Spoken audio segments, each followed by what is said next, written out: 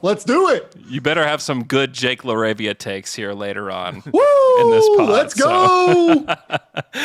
Let's start here. So many considered last year's draft to be one of the best in recent memory. How does this year's draft class stack up against last year's draft or even prior drafts, just as far as quality and depth? Yeah, so I loved last year's draft at the top. I still maintain that I think all of certainly Cade Cunningham, Jalen Green, Evan Mobley would have gone number one in this draft as well. Okay. Mm-hmm. Having said that, I also really like the top four in this class. And I really genuinely think all four of these guys, Jabari Smith, Paulo Banchero, Chet Holmgren, Jaden Ivey, I think all of these guys can go and be the best player in this draft class. I am such a big fan of all of them. I think they all have all-star potential. It's just, there's no Cade Cunningham in this class. And I think that these guys are just like I have all of those four in my tier 2 of prospects, which is the same tier that I had Evan Mobley, Jalen Green, and Jalen Suggs in last year. Jalen is off in the wilderness in Orlando, and we'll figure out what's going on with him at some point. I have all of those guys just a little bit higher, but they're in the same tier. And I loved all of those guys last year. And I love all of these guys this year. Like, this is a good group. Like Orlando, Oklahoma City, Houston, Sacramento, they're all getting a genuine potential all-star building block. And while I have some concerns about the depth of this class, and while I have some concerns about,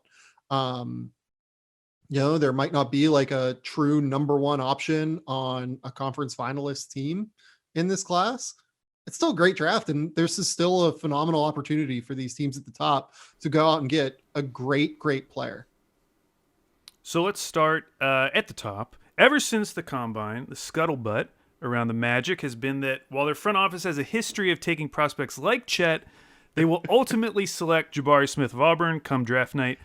A week before the draft, how confident are you in those rumors? Would you be surprised at this point if they took someone other than Jabari? I think Jabari Smith is the favorite. I think that it has been... You're making me choose my words carefully. You're making me think about how I speak, Alex. What do you know, Sam? I like to just fire from the hip, baby. And you're making me actually kind of consider my words here carefully.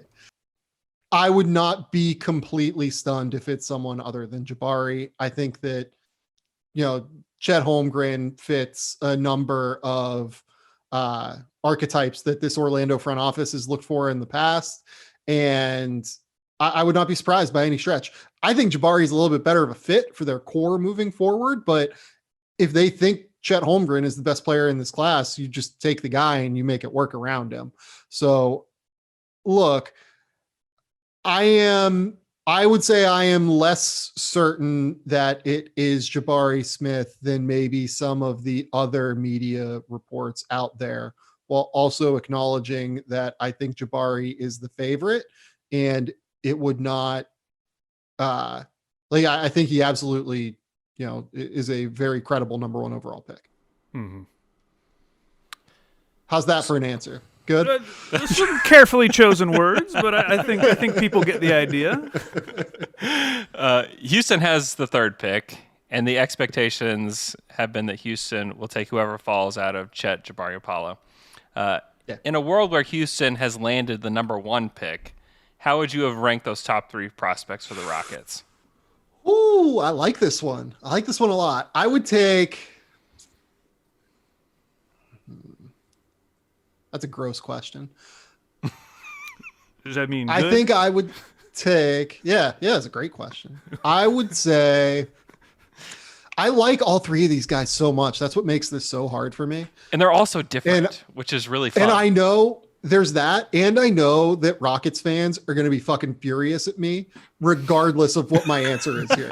So I'm just like trying to manage my expectations here. And I know that people will take whatever I say like the absolute wrong way. So I would take Chet number one if I was them, because I think Chet works to actualize a lot of their roster in a really substantial way. He spaces the floor away from the rim for Jalen Green. He really is a phenomenal pairing next to Alperen Şengün, right?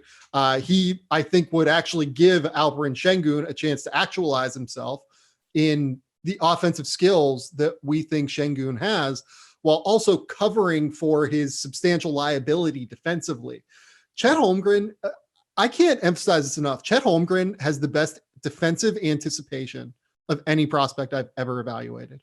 It is staggering. You watch him in the way that he covers ground. You watch him, fly from the opposite elbow down because he reads a play faster than anyone else and comes down and flies down, covers ground quickly, and goes and protects the rim and blocks a shot, or even just gets there fast enough to be able to set his feet and vertically jump in the air using his wacky waving inflatable arm flailing tube man arms to contest a shot at the basket. It's staggering. He's so unbelievably smart on that end. And I think that Houston, above all, with the core that they currently have, needs a real defensive anchor and centerpiece. So if I was Houston, I would probably take Chet Holmgren at number 1. Okay. So most people are assuming that Paulo is going to be the one that falls to 3 for Houston. And many are somewhat concerned about the defensive fit with Paulo and Alperen Şengün. But Sam, what about Usman Garuba? Because last year during the draft, you tweeted, quote, Houston is absolutely destroying this draft. They get 3 of my top 11 players in Green, Şengün, and Garuba. So forget about Şengün for a second. What do you think about the fit of Paulo and Garuba? Could that be something? Boys. Yeah. I fucked up last year. Oh, no. I don't know if Usman Garuba can play the offense. Yeah. Oh, no. Yeah. I don't know if he can get on the court well enough to play offense. I like the idea of it. I'm there for it. I think he can be a good bench player at this point, but that's one I wish I had back. I'll say that. Yeah. I mean, I might have got a little overexcited watching him play for Real and watching him play for the Spanish national team. But look, his defensive instincts are top notch. He just might not be able to get on the court. And at the end of the day, we're watching it in the NBA. You can be as good as you can be defensively. But if you just can't even do simple things on offense, you can't play. Even someone like Matisse Thybulle is really substantially struggling to stay on the court in an NBA playoffs series. And Matisse is what is he, a career 31% three-point shooter, probably something like that. I mean, he's miles ahead of where Garuba is on offense. So I as much as I like the idea of Usman Garuba's defense, I just don't even consider him with this pick. Okay. And frankly, as much as I like the idea of Chet Holmgren, and part of the reason that the Şengün fit comes in for me with Chet is because I think that Chet and Paulo are so close that it's worth, considering how the fit would be around the rest of the players. Yeah. But I like Paulo enough there with Jalen Green, actualizing Jalen Green on offense, that I wouldn't really think all that much even about Şengün taking Paulo, because at the end of the day, Paulo is I can't emphasize enough how good of a passer Paolo Banchero is and how good of a fit it's going to be with Jalen Green in the 2-man game. You put those two together, running 4-1 or 1-4 ball screens even. You can flip them and create all kind of crazy inverted actions that are going to be almost impossible to stop. And you're going to be able to use Paulo in the short roll. You're going to be able to use him as a release valve when people put 2 on the ball with Jalen Green. if you switch with the guy that's guarding Jalen Green, Paulo's going to absolutely fucking obliterate those guys. I don't even remember if I'm allowed to curse on this podcast or not, but like, he's just going to obliterate those guys in switches because he's so much stronger and skilled and has such feel for the game. I love Paulo. I can't get him higher than 3. It has nothing to do with the fact that like, I don't like him as a player. I just worry a little bit about what his defensive role is going to be in the NBA. I don't think he's a disaster defender. I just don't know that he's going to be a difference maker. And I think Jabari and Chet can both be difference makers at a pretty substantial level. Chet obviously like in a different stratosphere on that end, but like I love the fit of Paolo Banchero and Jalen Green as your building block so much that I would just take it and go at the end of the day.